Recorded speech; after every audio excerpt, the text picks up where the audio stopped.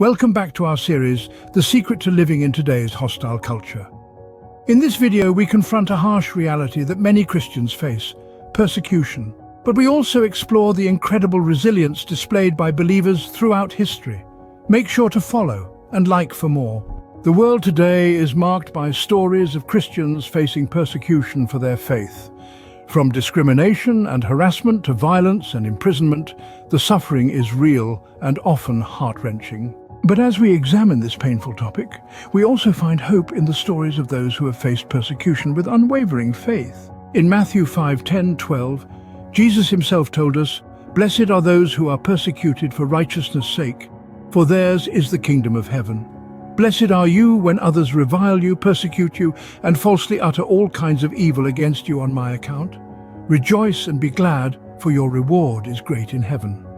The Bible is filled with accounts of faithful individuals who endured persecution. Peter and John faced threats and imprisonment for boldly proclaiming the gospel. Paul, formerly Saul, once persecuted Christians, but later became a persecuted follower of Christ himself.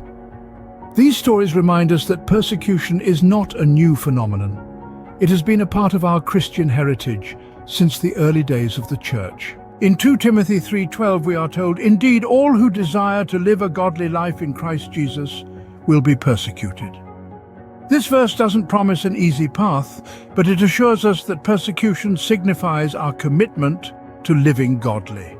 But here's the remarkable part. Despite the trials and tribulations, many persecuted Christians display incredible resilience. They stand firm in their faith, even when faced with unimaginable suffering. So, what can we learn from these stories of resilience? Romans 8:35 and 37 tell us, "Who shall separate us from the love of Christ? Shall tribulation or distress or persecution or famine or nakedness or danger or sword? No, in all these things we are more than conquerors through him who loved us." Persecution may test our faith, but it cannot separate us from the love of Christ. It cannot extinguish the light of our faith. In conclusion, as we confront the reality of persecution in today's world, let us draw strength from the example of resilience in the Bible and our fellow believers worldwide.